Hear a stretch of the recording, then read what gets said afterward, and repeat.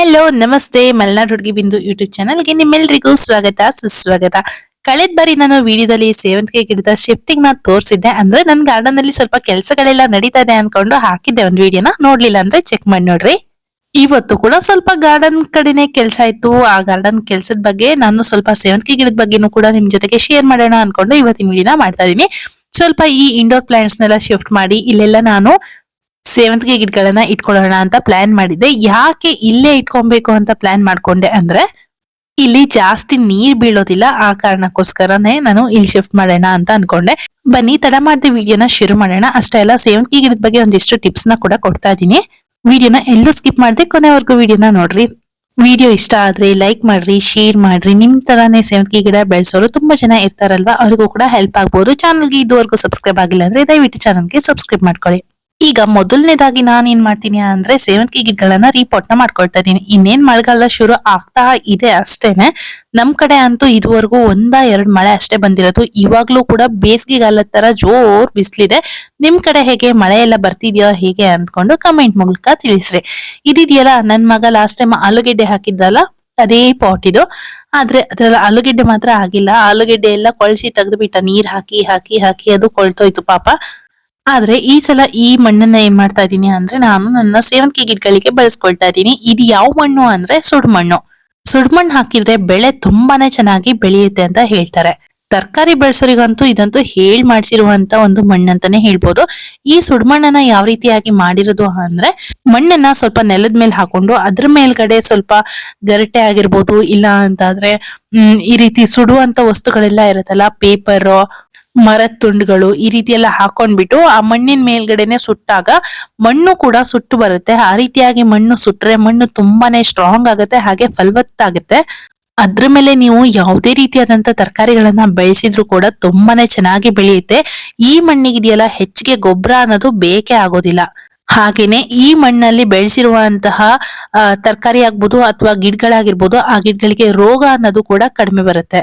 ನಾನು ಈ ಸುಡ್ಮಣ್ ಮಾಡಿಟ್ಟು 1 ವರ್ಷದ ಮೇಲೇನೆ ಆಯ್ತು. ಆದ್ರೆ ಈಗ ಇದನ್ನ ಬಳಸ್ಕೊಳ್ತಾ ಇದ್ದೀನಿ. ಯಾಕಂದ್ರೆ ತುಂಬಾನೇ ಬಿಸಿ ಇರ್ಬೇಕಾದ್ರೆ, ಅಂದ್ರೆ ಈ ಸುಡ್ಮಣ್ ಮಾಡ್ಬಿಟ್ಟು 6 ತಿಂಗಳಾದ್ರೂ ಹೋಗ್ಬೇಕು ಚೆನ್ನಾಗಿ ತಣ್ಣಗಾಗ್ಬೇಕು. ಅಂದ್ರೆ ನೀವು ಅನ್ಕೊಬಹುದು ತಣ್ಣಗಾಗದ ಅಂದ್ರೆ ಇದು ಮಣ್ಣು ತಣ್ಣಗಾದ್ರೆ ಸಾಕಲ್ವಾ ಅನ್ಕೊಂಡು. ಖಂಡಿತವಾಗ್ಲೂ ಮಣ್ಣು ತಣ್ಣಗಾಗೋದಲ್ಲ.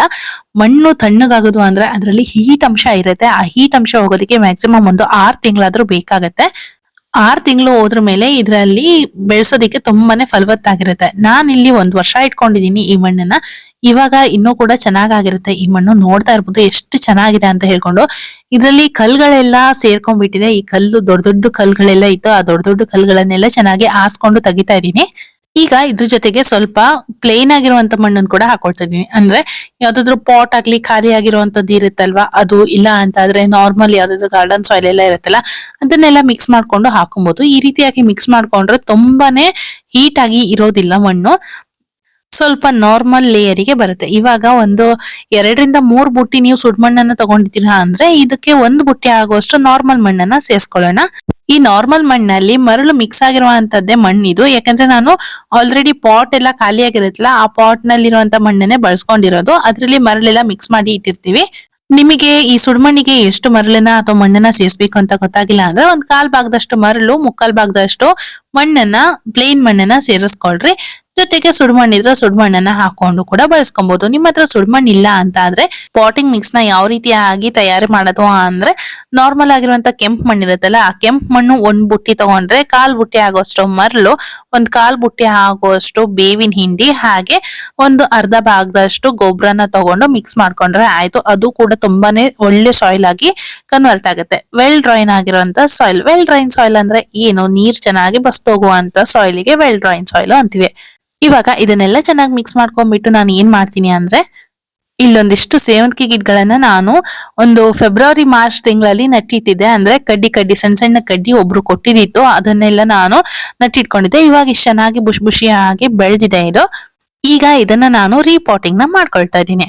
ನಾನಿಲ್ಲಿ ಸೇವಂತಿಗೆ ಗಿಡಗಳನ್ನ ನಡೋದಿಕ್ಕೆ 12 ಇಂಚಿನ ಗ್ರೋ ಬ್ಯಾಗ್ ನ ತಗೊಂಡಿದ್ದೀನಿ. ಈ ಗ್ರೋ ಬ್ಯಾಗ್ ಹಳೇದೆ, ಹೊಸದೇನೋ ಅಲ್ಲ. ಈ ಗ್ರೋ ಬ್ಯಾಗ್ ಒಳಗಡೆ ಇವಾಗ ಮಣ್ಣನ್ನ ಚೆನ್ನಾಗಿ ತುಂಬಿಸ್ಬೇಕು. ಈ ಗ್ರೀನ್ ಕಲರ್ ಗ್ರೋ ಬ್ಯಾಗ್ ಇದೆಯಲ್ಲ, ತುಂಬಾನೇ ಚೆನ್ನಾಗಿ ಬಾಳಿಕೆ ಬರುತ್ತೆ. 5-6 ವರ್ಷ ಅಂತೂ ಗ್ಯಾರಂಟಿ ಗ್ರೋ ಬ್ಯಾಗ್ ಚೆನ್ನಾಗಿ ಬಾಳಿಕೆ ಬರುತ್ತೆ. ಇದಕ್ಕೆ ಹೋಲ್ ಮಾಡೋ ಅವಶ್ಯಕತೆ ಏನು ಇಲ್ಲ, ಇದರಲ್ಲಿ ಹೋಲ್ಗಳು ಇರ್ತದೆ. ಅಕಸ್ಮಾತ್ ಹೋಲ್ಗಳು ಕಮ್ಮಿ ಇದೆ ಅನ್ನೋ ಹಾಗಿದ್ರೆ ನೀವು ಒಂದ್ 4 ಹೋಲ್ನ ಎಕ್ಸ್ಟ್ರಾ ಮಾಡ್ಕೊಬಹುದು. ಯಾಕಂದ್ರೆ ನೀರು ಚೆನ್ನಾಗಿ ಇಳ್ದೋಗುತ್ತೆ ಹೋಲ್ನ ಮಾಡ್ಕೊಳ್ಳೋದ್ರಿಂದ. ಆಲ್ರೆಡಿ ಅವರು ಹೋಲ್ನ ಕೊಟ್ಟಿರ್ತಾರೆ, ಮತ್ ನಾವೇನ್ ಎಕ್ಸ್ಟ್ರಾ ಮಾಡೋ ಅವಶ್ಯಕತೆ ಏನು ಇಲ್ಲ. ಆದ್ರೂ ಕೆಲವೊಮ್ಮೆ ಕೆಲವೊಂದು ಗ್ರೋ ಬ್ಯಾಗ್ ನಲ್ಲಿ ಇರೋದಿಲ್ಲ, ಅದ್ ಕಾರಣ ನಾವು ಮಾಡ್ಕೊಬೇಕಾಗತ್ತೆ. ಈಗ ಈ ಗ್ರೋ ಬ್ಯಾಗಿಗೆ ಮಣ್ಣನ್ನ ತುಂಬಿಸಿದ್ದಾಯ್ತು. ಇವಾಗ ನೋಡಿ, ಇಲ್ಲಿ ನಾನು ಸೇವಂತಿಗೆ ಸಸಿನ ತಗೊಂಡಿದ್ದೀನಿ. ಈ ಸೇವಂತಿಗೆ ಸಸಿಗೆ ನಾನು ನೀರನ್ನ ಹಾಕಿಲ್ಲ, ಸ್ವಲ್ಪ ಗಟ್ಟಿ ಗಟ್ಟಿಯಾಗೆ ಇದೆ. ಇವಾಗ ಏನ್ ಮಾಡ್ದ ಅಂದ್ರೆ ಇದನ್ನ, ಅಂದ್ರೆ ಮಣ್ಣು ಸ್ವಲ್ಪ ಉಡಿ ಉಡಿ ಆಗಿದೆ, ತುಂಬಾ ಏನು ಗಟ್ಟಿಯಾಗಿ ಕುತ್ಕೊಂಡಿಲ್ಲ. ನೋಡ್ಬೋದು, ಈ ರೀತಿ ಬಿಡ್ಸಿದ ತಕ್ಷಣನೇ ಚೆನ್ನಾಗಿ ಬಿಟ್ಕೊಳ್ತಾ ಇದೆ. ತುಂಬಾನೇ ಗಟ್ಟಿಯಾಗಿದೆ ಬೇರು ಅನ್ನೋ ಹಾಗಿದ್ರೆ ನೀವೇನ್ ಮಾಡ್ರಿ ಅಂದ್ರೆ ಮುಂಚಿನ ದಿನಾನೇ ಇದಕ್ಕೆ ಸ್ವಲ್ಪ ನೀರನ್ನ ಹಾಕಿಟ್ರೆ ಅದು ತುಂಬಾ ಮೆತ್ತಗಾಗತ್ತೆ. ಆ ಟೈಮ್ ನಲ್ಲಿ ಚೆನ್ನಾಗಾಗತ್ತೆ, ಬೇರ್ಗಳೆಲ್ಲ ಬಿಟ್ಕೊಂಡ್ ಬರುತ್ತೆ. ಇವಾಗ ಈ ಮಣ್ಣನ್ನ, ಅಂದ್ರೆ ಅಡಿಗಡೆ ಮಣ್ಣು ಬರುತ್ತೆ ನೋಡಿ, ಅಡಿಗಡೆ ಭಾಗದ ಮಣ್ಣು, ಅದನ್ನ ಸ್ವಲ್ಪ ಬೇರ್ನ ಬಿಡಿಸ್ಕೊಡ್ಬೇಕಾಗತ್ತೆ. ಈ ರೀತಿ ಬಿಡಿಸ್ಕೊಂಡು ಮೇಲ್ಗಡೆಯಿಂದ ಈ ರೀತಿ ಆಗಿ ಮಣ್ಣನ್ನ ಹಾಕೊಂಡು ಆಮೇಲೆ ಚೆನ್ನಾಗಿ ಸ್ವಲ್ಪ ಸ್ವಲ್ಪ ಪ್ರೆಸ್ನ ಮಾಡ್ಕೊಂಡ್ರೆ ಆಯ್ತು, ಅಷ್ಟೇನೆ. ಎಲ್ಲಾ ಮಣ್ಣನ್ನು ತೆಗೆಯುವಂತ ಅವಶ್ಯಕತೆ ಇಲ್ಲ. ಎಲ್ಲಾ ಮಣ್ಣನ್ನು ಯಾವಾಗ ತೆಗಿಬೇಕು ಅಂದ್ರೆ, ಇವಾಗ ನಾವು ನರ್ಸರಿಯಿಂದ ತಂದಾಗ ಕೆಲವೊಂದು ಗಿಡದಲ್ಲಿ ಕೋಕೋಫಿಟ್ ಇಂದ ಬೆಳೆಸಿರ್ತಾರೆ. ಆ ಟೈಮ್ ನಲ್ಲಿ ಆ ಕೋಕೋಫಿಟ್ ಇದ್ರೆ ಮಾತ್ರ ನಾವು ಎಲ್ಲಾ ಕೋಕೋಫಿಟ್ ನ ಕೂಡ ನಾವು ರಿಮೂವ್ ಮಾಡ್ಬಿಟ್ಟು ಆಮೇಲೆ ಗಿಡನ ನಡ್ಬೇಕಾಗತ್ತೆ. ಕೋಕೋಫಿಟ್ ಇದ್ರೆ ಏನಾಗತ್ತೆ ಅಂದ್ರೆ ಅದು ಬೇರ್ನಲ್ಲಿ ನೀರ್ ನಿಂತು ಕೊಳೆಯುವಂತ ಚಾನ್ಸಸ್ ಇರುತ್ತೆ. ಅದಕ್ಕೋಸ್ಕರ ನಾವು ಕೋಕೋಫಿಟ್ ಇರುವಂತ ಗಿಡ ಅಂದ್ರೆ ಡೈರೆಕ್ಟ್ ಒಂದು ಬಕೆಟ್ ನಲ್ಲಿ ನೀರ್ ಇಟ್ಕೊಂಡು ಆ ನೀರ್ನಲ್ಲಿ ಆ ಕೋಕೋಫಿಟ್ ಇರುವಂತ ಗಿಡನ ನೆನ್ಸಿಟ್ರೆ ಆಯ್ತು, ತಾನಾಗ್ತಾನೆ ಅದೆಲ್ಲ ಬಿಟ್ಕೊಂಡು ಹೋಗುತ್ತೆ. ಆಮೇಲೆ ಗಿಡಗಳನ್ನ ನಡ್ಕೊಂಡ್ರೆ ಆಗೋಯ್ತು. ನಾನು ಇಲ್ಲಿ ಕೋಕೋಫಿಟ್ ನಲ್ಲಿ ನಟ್ಟಿರೋದಲ್ಲ, ಅದರಿಂದ ನಾನು ಡೈರೆಕ್ಟ್ ಆಗಿ ಮಣ್ಣಿರೋದಲ್ವಾ, ಅದಕ್ಕೋಸ್ಕರ ಅಡಿಗಡೆ ಭಾಗದ ಸ್ವಲ್ಪ ಮಣ್ಣನ್ನ ಬಿಡಿಸ್ಕೊಂಡು ಮೇಲ್ಗಡೆ ಇರುವಂತ ಮಣ್ಣನ್ನ ಹಾಗೆ ಬಿಟ್ಟು ಮತ್ತೆ ಮೇಲ್ಗಡೆಯಿಂದ ಸ್ವಲ್ಪ ಮಣ್ಣನ್ನ ಕೊಟ್ಬಿಟ್ಟು ಇವಾಗ ಗಿಡ ಇಟ್ಟು ಚೆನ್ನಾಗಿ ಸ್ವಲ್ಪ ಪ್ರೆಸ್ ಮಾಡ್ಕೊಳ್ತಾ ಇದೀನಿ. ಇಷ್ಟೇನೆ ಸೇವಂತಿಗೆ ಗಿಡದ ರಿಪೋರ್ಟಿಂಗ್ ಆಯ್ತು. ನೋಡಿ, ಇವತ್ತಿನ ದಿನ ನಾನು ಇಷ್ಟೆಲ್ಲಾ ಸೇವಂತಿಗೆ ಗಿಡಗಳನ್ನ ರಿಪೋರ್ಟ್ ಮಾಡ್ತೀನಿ. ನನ್ ಮಗ ಮಾತ್ರ ಎಲ್ಲಿ ಹೋದ್ರು ನನ್ ಬೆನ್ನನ್ನೇ ಬಿಡೋದಿಲ್ಲ. ಯಾವ ಗಿಡ ನಡ್ತಾ ಇದ್ರು ನಾನು ಬರ್ತೀನಿ, ನಾನು ನಡ್ತೀನಿ, ನಂದು ಫೋಟೋ ತೆಗಿ, ನಂದು ವಿಡಿಯೋ ತೆಗಿ ಅನ್ಕೊಂಡ್ ನನ್ ಬೆನ್ ಹಿಂದೆ ಬಿದ್ದಿರ್ತಾನೆ. ನೋಡಿ, ಆ ಫೋಟೋಗೂ ನಂದು ಫೋಸ್ ಕೊಡೋದು, ದೇವ್ರಿ. ನಿಮ್ಮನೇಲೂ ಮಕ್ಳಿದ್ರೆ ಇದೇ ರೀತಿ ಕಾಟ ಕೊಡ್ತಾರ ನಿಮಗೆ ಅಂತ ಮಿಸ್ ಮಾಡ್ದೆ ತಿಳಿಸಿ ನಂಗೆ, ನಿಮ್ಮನೆ ಮಕ್ಕಳು ಯಾವ ರೀತಿಯಾಗಿ ಮಾಡ್ತಾರೆ ಅಂತ. ಈಗ ರೀಪಾಟ್ ಮಾಡಿರುವಂತ ಎಲ್ಲಾ ಸೇವಂತಿಗೆ ಗಿಡಗಳನ್ನ ಕೂಡ ನಾನು ಇಲ್ಲೇ ಶಿಫ್ಟ್ ಮಾಡ್ತಾ ಇರೋದು. ಇಲ್ಲಿರುವಂತ ಗಿಡಗಳನ್ನ ಎಲ್ಲಿಟ್ಟೆ ಅನ್ಕೊಂಡು ನೆಕ್ಸ್ಟ್ ವಿಡಿಯೋದಲ್ಲಿ ತೋರಿಸ್ತೀನಿ. ಇವಾಗ ಸೇವಂತಿಗೆ ಗಿಡನ ಇಲ್ಲಿ ತಂದು ಇಡೋಣ.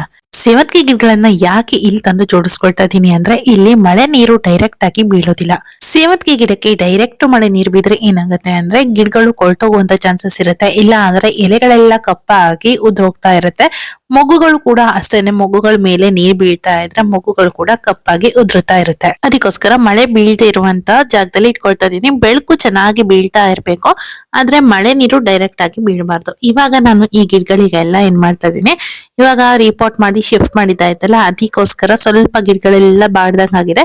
ಇವಾಗ ಈ ಗಿಡಗಳಿಗೆಲ್ಲ ನಾನು ನೀರ್ ಹಾಯಿಸ್ತಾ ಇದ್ದೀನಿ. ನೀರನ್ನ ನಾನು ಇವಾಗ ಫಸ್ಟ್ ಕೊಡ್ತಾ ಇರೋದ್ರಿಂದ ಗಿಡಗಳ ಮೇಲಿಂದನೇ ನೀರನ್ನ ಹಾಕ್ತಾ ಇದೀನಿ. ಫಸ್ಟ್ ರಿಪೋರ್ಟ್ ಮಾಡಿದಾಗ ಗಿಡಗಳ ಮೇಲಿಂದ ನೀರ್ ಹಾಕಿದ್ರೆ ಯಾವುದೇ ರೀತಿ ತೊಂದರೆ ಇಲ್ಲ.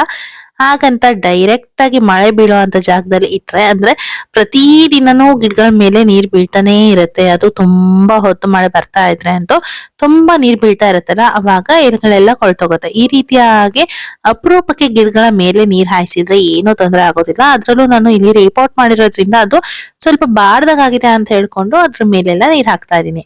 ಈ ಸೇವಂತಿಗೆ ಗಿಡಗಳಲ್ಲೆಲ್ಲ ಜಾಸ್ತಿ ಹೂಗಳು ಬರ್ಬೇಕು ಅಂದ್ರೆ ಪಿಂಚಿಂಗ್ ಮಾಡ್ಬೇಕು, ಗೊಬ್ಬರ ಕೊಡ್ಬೇಕು, ಪಿಂಚಿಂಗ್ ಮಾಡ್ಬೇಕು, ಮತ್ತೆ ಗೊಬ್ಬರ ಕೊಡ್ಬೇಕು. ಪಿಂಚಿಂಗ್ ನ ಯಾವ ಸ್ಟೇಜ್ ನಲ್ಲಿ ಇರ್ಬೇಕಾದ್ರೆ ಮಾಡ್ಬೇಕು ಅಂದ್ರೆ, ಗಿಡ ಸುಮಾರು 1.5 ಗೇಣು ಆಗುವಷ್ಟು ಉದ್ದ ಆದಾಗ ಒಂದ್ಸಲ ಪಿಂಚಿಂಗ್ ಮಾಡಿ. ಪಿಂಚಿಂಗ್ ಅಂದ್ರೆ ನಾನು ಸಾಕಷ್ಟು ಸಲ ಹೇಳ್ತಾನೆ ಇರ್ತೀನಿ, ಪಿಂಚಿಂಗ್ ಮಾಡಿದ್ರೆ ಗಿಡ ಬುಷಿಯಾಗಿ ಬರುತ್ತೆ ಅನ್ಕೊಂಡು. ಪಿಂಚಿಂಗ್ ಅಂದ್ರೆ ಮೇಲ್ಗಡೆ ಬಂದಿರುವಂತ ಚಿಗುರನ್ನ ಚಿವುಟ್ ಹಾಕೋದು. ಈ ರೀತಿ ಚಿಗುರನ್ನ ಚಿವುಟಿದಾಗ 2 ಕೌಲಾಗಿ ಬರುತ್ತೆ. ಆ ಚಿಗುರನ್ನ ಮತ್ತೆ 1 ರಿಂದ 1.5 ವಾರ ಬಿಟ್ರೆ ಮತ್ತೆ ಅದು ಮೇಲ್ಗಡೆ ಬರುತ್ತೆ, ಸುಮಾರು ಹೈಟ್ ಆಗ್ತದೆ. ಆ ಟೈಮ್ ನಲ್ಲಿ ಮತ್ತೆ ಅದನ್ನ ಪಿಂಚಿಂಗ್ ಮಾಡ್ಬೇಕು. ಪಿಂಚಿಂಗ್ ಮಾಡಿದ ದಿನ ಎಲ್ಲ ನಾವು ಏನಾದ್ರೂ ಸ್ವಲ್ಪ ಗೊಬ್ಬರನ ಕೊಡ್ಬೇಕು. ಈ ಸೇವಂತಿಗೆ ಗಿಡಗಳಿಗೆ 15 ದಿನಕ್ಕೊಂದ್ಸಲ ಗೊಬ್ಬರನ ಕೊಡ್ತಾ ಇರ್ಬೇಕು. ಮತ್ತೆ ಮೊಗ್ಗುಗಳು ಬರ್ತಾ ಇರತ್ ನೋಡಿ, ಆ ಮೊಗ್ಗುಗಳು ಬರೋದಿಕ್ ಶುರು ಆದಾಗ ವಾರಕ್ಕೊಂದ್ಸಲ ಸಗಣಿ ನೀರನ್ನ ಹಾಕ್ಬೇಕಾಗತ್ತೆ. ಸೇವಂತಿಗೆ ಗಿಡಕ್ಕೆ ಮಳೆಗಾಲದಲ್ಲಿ ಏನೆಲ್ಲ ಬೇಕು ಅಂದ್ರೆ, ಒಳ್ಳೆ ಬೆಳಕ್ ಬೇಕು, ಡೈರೆಕ್ಟ್ ನೀರ್ ಬೀಳದೆ ಇರುವಂತ ಜಾಗ ಬೇಕು, ಹಾಗೆ 15 ದಿನಕ್ಕೊಂದ್ಸಲ ಯಾವ್ದಾದ್ರು ಲಿಕ್ವಿಡ್ ಫರ್ಟಿಲೈಸರ್ ಆದ್ರೂ ಆಗ್ತದೆ, ಇಲ್ಲ ಅಂತಾದ್ರೆ ಗಟ್ಟಿ ಗೊಬ್ಬರ ಆದ್ರೂ ಆಗ್ತದೆ. ಮಳೆಗಾಲದಲ್ಲಿ ನಾವು ಇದೇನು ಮಳೆಗಿಡೋದಿಲ್ಲ, ಅದರಿಂದ ಇದಕ್ಕೆ ಸ್ವಲ್ಪ ಲಿಕ್ವಿಡ್ ಫರ್ಟಿಲೈಸರ್ ನ ಕೊಟ್ರೆ ಏನು ತೊಂದರೆ ಆಗೋದಿಲ್ಲ. ನಾವ್ ಎಷ್ಟ್ ಚೆನ್ನಾಗಿ ಪಿಂಚಿಂಗ್ ಮಾಡ್ತೀವಿ, ಎಷ್ಟ್ ಚೆನ್ನಾಗಿ ಗೊಬ್ಬರನ ಕೊಡ್ತೀವಿ ಅನ್ನೋದ್ರ ಮೇಲೆ ನಮ್ ಸೇವಂತಿಗೆ ಹೂವಿನ ಗಿಡದಲ್ಲಿ ಹೂ ಬಿಡೋದು. ಇವಾಗ ಕೊನೆಯದಾಗಿ ತೋರಿಸ್ತಾ ಇದ್ದೀನಿ ನೋಡಿ. ಇದಿಷ್ಟು ನನ್ನ ಸೇವಂತಿಗೆ ಗಿಡದ ಕಲೆಕ್ಷನ್. ಈ ಸಲ ಕಲೆಕ್ಷನ್ ಸ್ವಲ್ಪ ಮಾಡಿದ್ದೀನಿ, ಆದ್ರೆ ಎಷ್ಟು ಕಲರ್ ಇದೆ ಅನ್ನೋದು ಗೊತ್ತಿಲ್ಲ. ನೀವೆಲ್ಲ ಸೇವಂತಿಗೆ ಗಿಡ ಕೂಡ ಕೇಳ್ತಾ ಇದ್ದೀರಾ, ಆದಷ್ಟು ಬೇಗ ಸೇಲ್ ಮಾಡೋದಿಕ್ಕೆ ಮಾಡ್ಬೇಕು ಅನ್ಕೊಳ್ತೀನಿ. ಆದ್ರೆ ಏನ್ ಮಾಡೋದು, ಜಾಗನೇ ಇಲ್ಲಲ್ಲ. ಎಲ್ಲಿ ನೋಡಿದ್ರು ಹೂವಿನ ಗಿಡಗಳೇ ತುಂಬೋಗಿದೆ. ಮತ್ತೆ ಸೇಲ್ ಮಾಡೋದಿಕ್ಕೆ ಹೀಗೆ ಎಲ್ಲಿ ಮಾಡ್ಕೊಳ್ಳಿ ಹೇಳಿ ನಾನು. ನೋಡೋಣ, ಈ ಸಲನು ತುಂಬಾ ಜನ ಕೇಳಿದಿರಾ, ಆದ್ರೆ ಸಸಿಗಳನ್ನೆಲ್ಲ ಹಾಕಿಟ್ಟಿದೀನಿ. ಅದ್ ಯಾಕೋ ಚೆನ್ನಾಗ್ ಆಗ್ತಾನೇ ಇಲ್ಲ. ಸರಿಯಾಗಿ ಬಿಸಿಲು ಅಲ್ಲಿ ತಾಗೋದಿಲ್ಲ. ಬಿಸಿಲು ಇರೋ ಕಡೆನಲ್ಲಿ ನನ್ನ ಡೇರೆ ಗಿಡಗಳೆಲ್ಲ ಕುತ್ಕೊಂಡ್ಬಿಟ್ಟಿದೆ. ನಾನ್ ಜಾಗ ಇಲ್ಲ ಜಾಗ ಇಲ್ಲ ಅಂತ ಹೇಳ್ತೀನಿ, ಆದ್ರೆ ಜಾಗ ಇದೆ, ಆದ್ರೆ ಬಿಸಿಲು ತಾಗುವಂತ ಜಾಗ ಇಲ್ಲ. ಇದ್ ನೋಡಿ, ಇದು ಫುಟ್ಬಾಲ್ ಲಿಲಿ ಅಂತ ಹೇಳ್ತಾರೆ. ಇದು ಅಷ್ಟೇ ತುಂಬಾ ಚಂದ ಇರುವಂತ ಒಂದು ಹೂವು, ಆದ್ರೆ ಹೂ ಬಿಟ್ಟಾಗ ವಿಡಿಯೋ ಮಾಡಕ್ ನೆನ್ಪಿರೋದಿಲ್ಲ. ಇದೇ ನನ್ನ ಪ್ರಾಬ್ಲಮ್. ಏನ್ ಮಾಡ್ಲಿ, ಈ ಸಲ ತುಂಬಾ ಸಸಿಗಳೆಲ್ಲ ಆಗಿದೆ. ಅದ್ರಲ್ಲಿ ಒಂದ್ 3-4 ಸಸಿ ಕೂಡ ಆಗಿದೆ. ಇದೆಲ್ಲ ಎದುರುಗಡೆ ಇತ್ತು, ಇವಾಗ ತಂದು ಇಲ್ಲಿ ಶಿಫ್ಟ್ ಮಾಡಿಟ್ಟಿದ್ದೀನಿ. ಸರಿ, ಹಾಗಿದ್ರೆ ಇವತ್ತಿಗೆ ಇಷ್ಟೇ ವಿಡಿಯೋ ಸಾಕು ಅನ್ಕೊಳ್ತಾ ಇವತ್ತಿನ ವಿಡಿಯೋ ಇಲ್ಲಿಗೆ ಮುಗಿಸ್ತಾ ಇದ್ದೀನಿ. ಮತ್ತೆ ಯಾವ್ದಾದ್ರು ಹೊಸ ವಿಡಿಯೋದಲ್ಲಿ ಸಿಗ್ತೀನಿ. ಅಲ್ಲಿವರೆಗೂ love you all, bye bye.